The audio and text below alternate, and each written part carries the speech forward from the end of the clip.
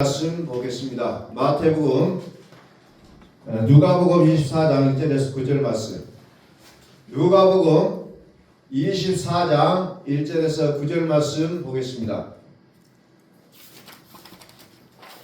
안식 후 첫날 새벽에 이 여자들이 그 예비한 향품을 가지고 무덤에 가서 돌이 무덤에서 굴려 옮긴 것을 보고 들어가니 주 예수의 시체가 배지 아니하더라. 이를 인하여 근심할 때에 문득 찬란한 옷을 입은 두 사람이 곁에 섰는지라.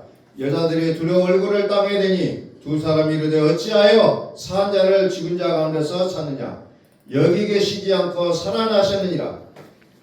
갈릴리에 계실 때에 너희에게 어떻게 말씀하신 것을 기억하라.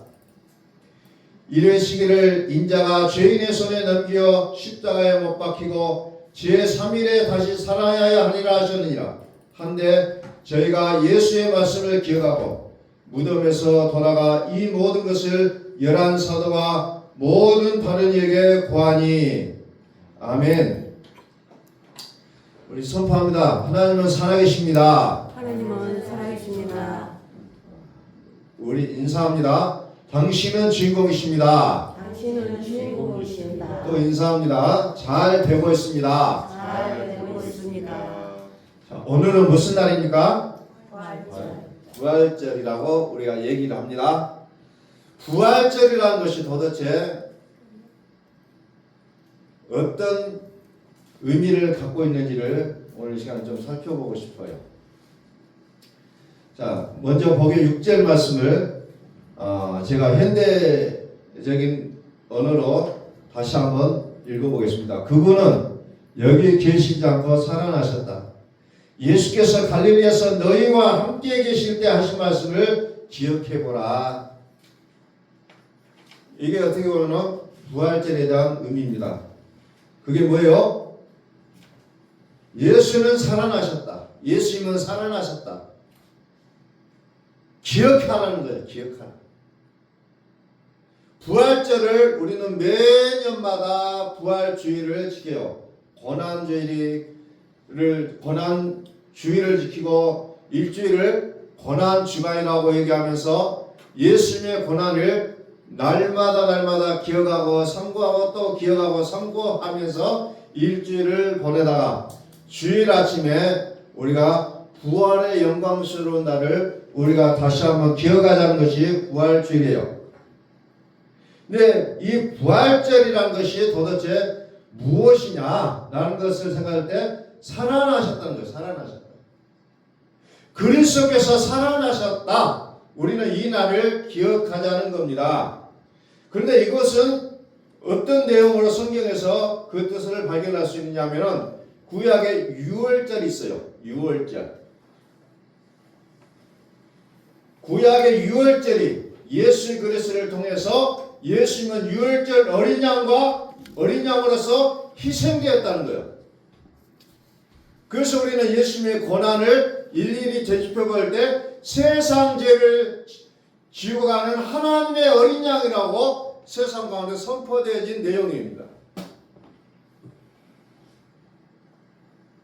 그러면서 구약에 초실절이라는 게 나와요. 초실절에 부활하심으로써 이제 구약의 절기들을 완성시키는 그런 날로 기억하고 있다는 겁니다. 그러면 유월절이라는 게 도대체 뭐냐?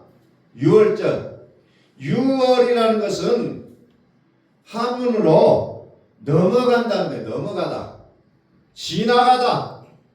무엇을 뛰어넘다. 그럴 때 유월했다고 얘기하고 있습니다. 유월이다. 자, 이것은 출애굽기 12장의 내용을 우리가 좀 생각을 하면 돼요. 출애굽기 12장에는 매우 긴박한 순간에 놓여 있습니다. 이스라엘 나라가 이스라엘로부터 독립하여 이제 나가겠다고 얘기했을 때 그 애굽의 나라 바로 왕이 절대로 그럴 수 없다고 얘기합니다. 그러면서 몇 번을 번복합니다. 가라 해놓고 또 가지 말라. 계속해서 반복하면서 마지막에 이제 출애굽기 12장의 마지막 단계를 거치고 있는 내용이 나오고 있습니다. 거기가 유월절이라는 내용이 나오고 있어요. 유월절. 자, 여호와께서 애굽 땅에서 모세와 아론에게 일러 가라사대 이달로 너희에게 달의 시작 곧 해의 첫날이 되게 하고 너희는 이스라엘 회중에게 고하여 이르라 이달 열흘에 너희 매인이 어린 양을 취할지니 각 족속대로 그 식구를 취하여 어린 양을 취하되 그 어린 양에 대하여 식구가 너무 적으면 그 집의 이웃과 함께 인수를 따라서 하나를 취하면 각 사람의 식량을 따라 너희 양을 계산할 것이며 너희 어린 양은 흠없고 1년 된 수컷으로 수양하되 양이나 염소 중에서 취하고 이달 14일까지 간직하다 하였다가 해질 때에 이스라엘 중에 그 양을 잡고 자 하나님께서 마지막 이스라엘에게 너희가 이 땅을 탈출하여 나갈 수 있는 비책을 가르쳐 주는데 그 비책이 뭐냐면은 어린 양을 잡으라는 겁니다. 어린 양을 잡아라. 어린 양을 잡되 식구의 숫자대로 그 식구가 적은 사람은 옆집 숫자와 함께 나눠서 그것을 할 것을 얘기합니다. 그러면서 그것을 잡아서 피를 뽑아서 무엇을 하냐? 문설주 문에 그 출입문에 대문에다가 그 피를 받아서 발라놓으라는 겁니다. 그러면은 이 죽음의 사자가 우리나라 뭐 저승사자 얘기하는데 죽음의 사자가 그 어린 양의 피가 묻어있는 그 집은 들어가지 않고 지나치겠다. 넘어가겠다. 그래서 그것을 뭐라고 합니까? 유월절이다. 이렇게 얘기하고 있다는 겁니다. 그 피가 묻지 않는 집안의 그 장자들은 다 죽임을 당했다는 거예요. 그러면서 마지막으로 버티던 바로 왕이 이제는 더 이상 어떻게 할 수 없어서 그래 가라 하고 우리식으로 얘기하면 윤허를 합니다. 가라. 윤허하노라. 결론을 그렇게 내려요. 그래서 이스라엘 백성들이 결국 어떻게 해요? 이제 이스라엘 나라라는 땅에서 살다가 이제 가나안 땅으로 출발하는 그 시점이 되게 됐다는 겁니다. 그게 유월절이에요. 그러니까 이스라엘 백성들에게 있어서 이 유월절이라는 것은 매우 긴박하면서도 정말 절대적인 사건으로 기억하지 아니할 수 없는 그런 날이었다는 것을 성경은 얘기하고 있다는 겁니다. 구원의 날, 이스라엘이 애굽에서 구원된 해방의 날을 이제 유대력으로 1월 14일로 이렇게 그들은 정하고 있다는 겁니다. 그게 유월절이에요. 그 다음에 이제 초실절, 77절 이렇게 나오고 있어요. 레위기서 23장 9절부터 보면은 그게 나와요. 그 초실절이라고 한 것은 무슨 말이냐면은 첫 열매를 하나님 앞에 바치는 절기라 해서 초실절 이렇게 기록하고 있다는 거예요. 유월절 다음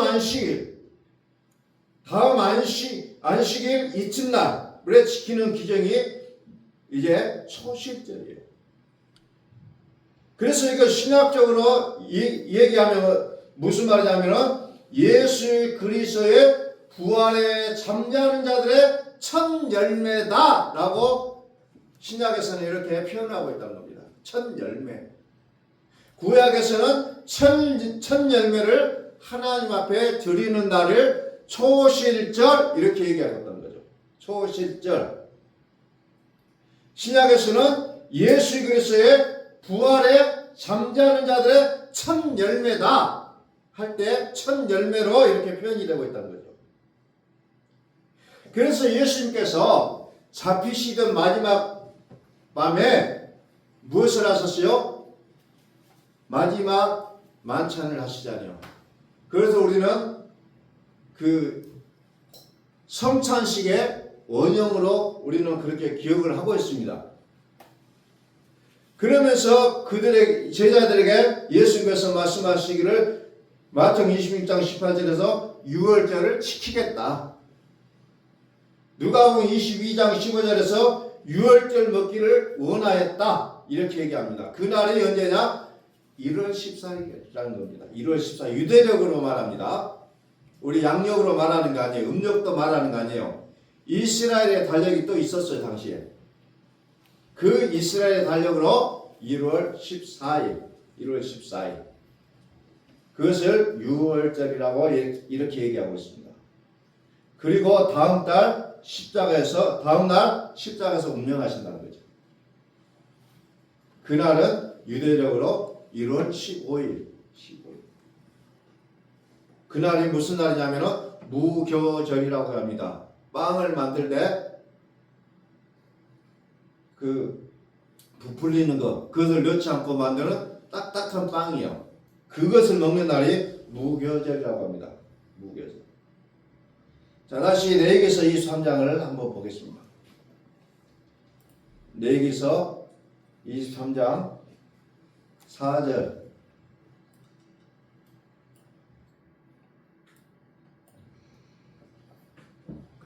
이것이 너희가 그 정한 때에 성회로 공포할 여호와의 절기들이니라. 첫째 달 열 나흘 날 저녁은 여호와의 유월절이요. 열 나흘이라겠죠. 14일.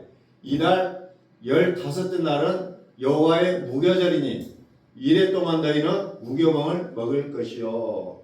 누룩을 넣어서 부풀려야 빵이 맛있을 것인데 누룩 넣지 말고 그냥 밀가루만 가지고 빵을 만들어서 먹어라. 이게 무교절이라는 겁니다. 무교절.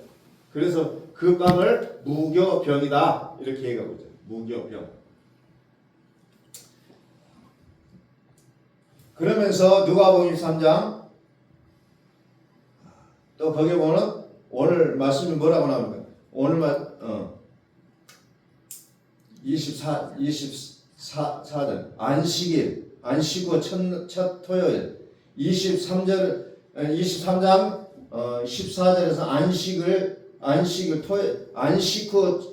안식일로 넣는데요. 토요일을 안식일로 토요일로 이렇게 얘기할 수 있어요. 토요일.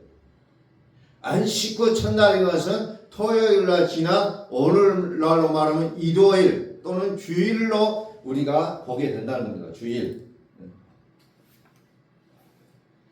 그래서 그것을 지낸 주 다음 날 즉 일요일 아침에 부활하셨다라고 성경은 기록하고 있다는 겁니다. 그러니까 무작정 그렇게 되어진 것이 아니라 이미 구약 성경에서 되어지는 그 절기에 따라 예수님께서 잡히셔서 죽으셨다는 것을 성경은 일일이 이렇게 기록하고 있다는 겁니다. 우리는 뜻당치같이 이스라엘 어떤 갑작스럽게 그렇게 되어진 것이 아니라 절기에 따라 순서에 따라 이 예수님께서 십자가에 죽으신 그 사건들이 순서대로 되어졌다는 것을 성경은 그렇게 말씀하고 계신다는 겁니다. 그래서 부활하신 날이 유대교의 그 달력으로 볼 때 초실절에 해당된다는 거예요. 초실절. 이미 구약에 초실절이라는 이 절기가 있었는데 그 날에 예수님께서 부활하셨다는 거예요. 그것을 325년 제1차 니케아 공의에서 부활절은 우리가 이날로 지키자라고 정해놨는데 그날이 언제요? 충분히 지난 후에 만월 후 첫 일요일로 정했다고 이렇게 얘기합니다. 그래서 우리가 교회 달력을 보면은 항상 뭐가 나와요? 해년마다 부활절이라는 것이 표기가 됐는데 매년 달라요. 매년 달라요. 왜 다르냐? 이렇게 교회 회의에서 정해놓은 날이 춘분 후 만월 후 첫 일요일로 정하겠다라고 했기 때문에 이제 그렇게 부활주일이 매년 다르지만 그날로 지켜지고 있다는 거예요. 잠자는 자들의 첫 열매. 그분은 여기 계시지 않고 살아나셨다. 갈릴리에서 예수님께서 갈릴리에서 너희와 함께 계실 때 하신 말씀을 기억해보라. 이미 예수님께서 내가 3일 동안 고난을 당하신 후에 부활하겠다고 다시 살아나겠다고 예수님께서 제자들에게 그렇게 말씀하셨음에도 불구하고 막상 예수님께서 잡히시니까 어때요? 다 도망가잖아요. 기억하지 못합니다. 사람은 기억하지 못해요. 그 며칠 지나지도 않았는데도 불구하고 기억하지 않고 다 도망가 버립니다. 그리고 예수님께서 안식구 첫날 새벽에 부활하신 다음에 무덤에 예수님이 계시지 않아요. 그러니까 이 여자들이 그냥 두려워하잖아요. 이 일이 어떻게 되고 예수님의 시체가 사라지는 거 기억하라는 거예요. 말씀을 기억하라고 하는데도 불구하고 여전히 우리 인간이라는 존재는 잊어버리고 산다는 겁니다. 잊어버려요. 너무 쉽게 잊어버린다는 겁니다. 그래서 부활주의라는 것을 만들어 놓고 그날은 예수님의 부활을 기억하자는 거예요. 이게 부활절입니다. 이게 기억하자는 거예요. 성찬식을 할 때 성찬식도 또 뭐요? 예수님께서 나의 죄를 위하여 모진 고난을 당하시고 십자가에 못 박으신 그 일을 기억하면서 잔을 돌리시고 이 잔은 내 피다. 떡을 돌리시면서 이것은 내 몸이다라고 기억하라는 거예요. 기억하라. 우리는 이 부활절을 기억하지 않으면 아무런 의미가 없어요. 기억하라는 거예요. 그래서 이 부활절은 예수님께서 잠자는 자들의 첫 열매가 되셨다는 것을 우리는 기억하자는 거예요. 자, 마태복음 13장 30절 말씀을 또 한번 볼게요. 거기에 보면은 추수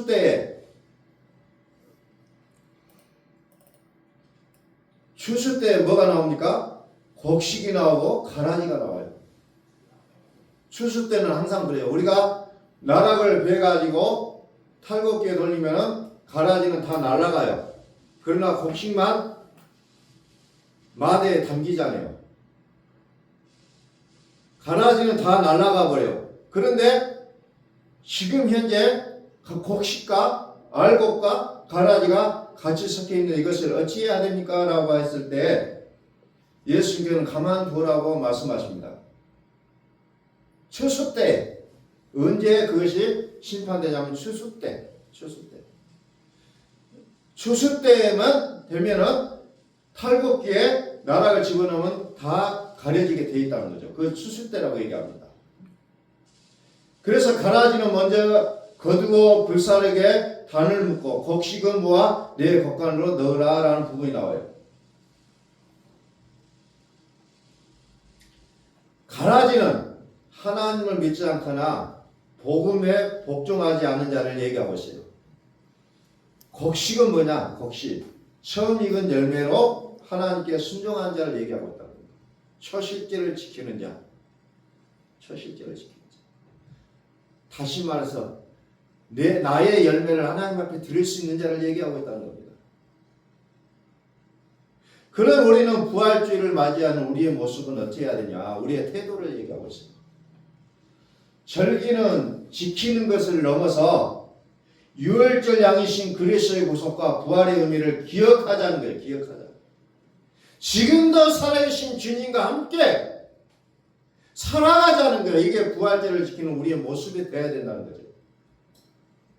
새 출애굽의 삶을 사는 것이 매우 중요하다는 겁니다. 작년에도 지켜왔고 그 전년에도 지켜왔던 이 부활절을 또 우리는 이 부활절을 맞이했는데 이 부활절을 맞이하는 우리의 모습은 어찌하느냐? 새 출애굽의 삶을 살자는 거예요. 이스라엘의 출애굽은 어린 양의 피를 물술주에 발라서 죽음을 피했던 그 사건을 이스라엘은 기억할 겁니다. 그런데 이것으로 끝나는 게 아니잖아요. 오늘 우리는 새 출애굽의 삶을 살자는 겁니다.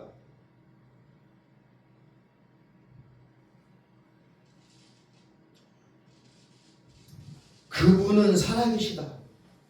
기억해라. 그분은 살아계시다는 거예요. 그리스도는 살아계신다. 우리는 그리스도를 기억하자는 거예요.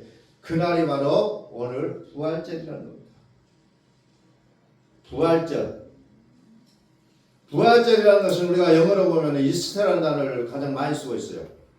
근데 실질적으로 이스터라는 단어는 별로 그렇게 성경에 나오지는 않는 단어예요. 그러나 우리는 중요한 것은 기억하는 거라는 거예요. 기억하는 것. 유월절 어린 양으로 서서 인류를 구원하신 그리스도의 십자가 부활 사건을 기억하는 날이다. 그리스도를 기억하자는 거예요. 믿음의 주요 온전케 하신 예수를 바라보자. 이 부활절이라는 말을 히브리어에는 파스카라는 그 페사라는 단어를 쓰는데 그 페사를 그리스어로 옮기는 단어가 파스카라는 단어예요. 이것이 유월절이라는 것을 얘기하고 있습니다. 그러니까 부활절을 유월절이라는 그 단어와 좀 같이 쓰고 있는 것을 우리는 느낄 수가 있어요. 그래서 부활절은 무슨 말이냐? 일어난다는 거예요. 일어나다. 아나스타시스라는 그런 그 헬라 단어를 얘기하고 있습니다. 아나스타시스. 일어나다.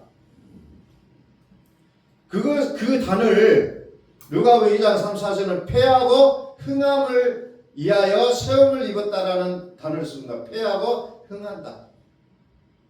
다시 일어난다는 겁니다. 다시 일어난다. 패하고 흥하다. 패하고 흥하다는 것은 뭐냐면 심판과 구원을 말하고 있는 단어예요. 그래서 그리스도의 죽은 자들로부터의 부활에 대해서 사용하고 있다는 겁니다. 그래서 요한계시록에는 어떻게 단어가 쓰여지고 있느냐 보니까 14장 4절에 보니까 처음 익은 열매라고 나옵니다. 처음 익은 열매. 어린 양이 어디로 인도하든지 따라가자며 사람 가운데서 구속을 받아 처음 익은 열매로 하나님과 어린 양에게 속한 자들이니. 그래서 처음 익은 열매로 부활의 첫 열매이신 그리스도로 하나님과 어린 양에게 속한 자들이 구원받은 자라는 것을 요한계시록에서 우리에게 말씀하고 있다는 거죠. 계시록 20장 6절에 보니까 또 이렇게 나옵니다. 첫째 부활에 참여한 자는 복이 있고 거룩하도다. 둘째 사망이 그들을 다스리는 권세가 없고 도리어 그들이 하나님과 그리스도의 제사장이 되어 천년 동안 그리스도로 더불어 왕노를 하리로다. 거기에 보니까 무슨 말로 나오냐면 첫 열매는 그리스도의 부활이요. 첫째 부활이다. 첫째 부활이다. 그러면서 사망이 결국 부활한 자를 관여할 수 없다는 거예요. 다시 말해서 그리스도는 사망의 권세를 깨뜨리시고 부활하셨다고 얘기하잖아요. 부활은 뭐냐면 영원한 생명을 얘기하고 있잖아요. 영원한 생명. 다시는 사망이 넘보지 못한 자가 되었다는 것을 얘기하고 있다는 겁니다. 죽음이 이기지 못한다는 거예요. 그게 부활이라는 겁니다. 그것이 바로 부활이라는 것을 통해서 우리에게 증거해 주는 사건이었다는 거예요. 죽음이 어찌할 수가 없다는 겁니다. 죽음을 두려워하지 말라는 거예요. 이미 이겼다는 겁니다. 다시 고린도전서 15장 20절로 한번 넘어갑니다. 고린도전서 15장 20절.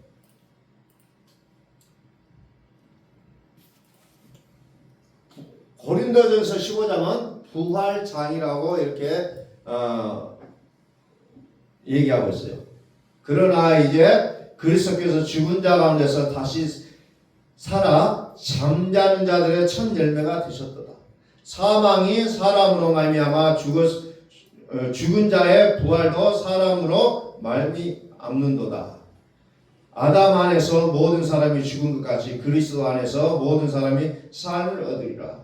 아담의 후손으로 태어난 우리는 죽을 수밖에 없었는데 이제 뭐예요? 그리스도로 말미암아 다시 살아나는 우리들은 죽지 않는다는 것을 얘기하고 있다는 거죠.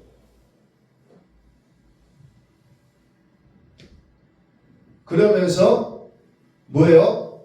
왕노릇 하시리니 맨 나중에 멸망받을 원수는 사망입니다. 그리스도께서 죽은 자 가운데서 다시 살아나 잠자는 자들의 첫 열매가 되셨고 부활은 사망과 함께 시작되었다는 겁니다. 부활, 그리스도의 부활, 그리고 그 그리스도께 속한 우리 또한 같은 부활이다. 마지막 날에 그것이 증명된다는 것을 성경은 얘기하고 있다. 부활, 다시 살아나십니다. 다시 살아났다. 다시 살아났다는 것을 성경이 얘기하고 있습니다.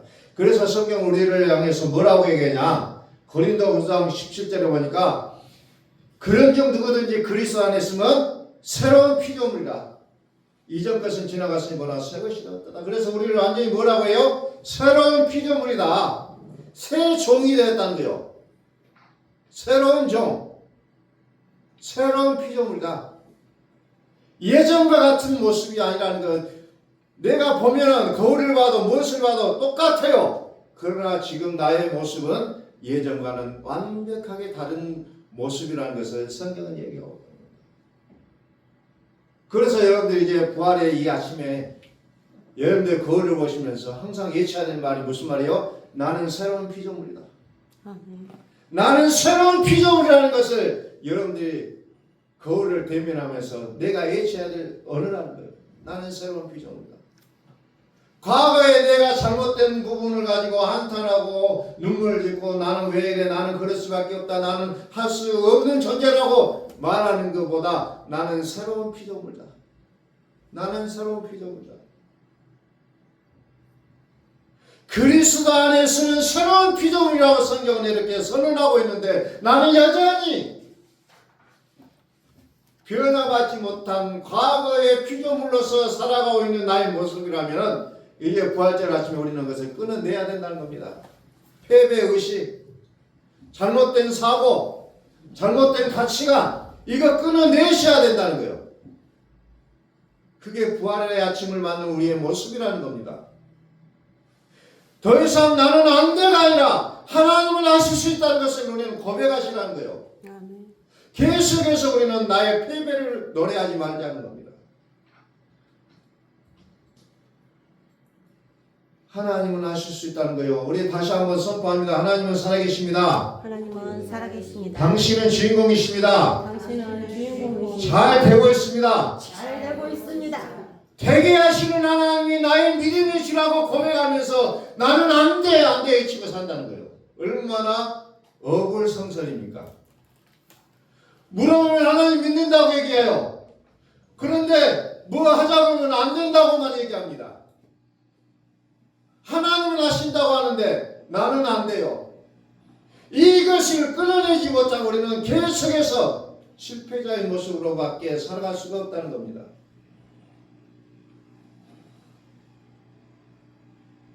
할 수 있거든이 무슨 말이냐? 믿는 자에는 넣지 못하는 일이 없느니라 그랬어요.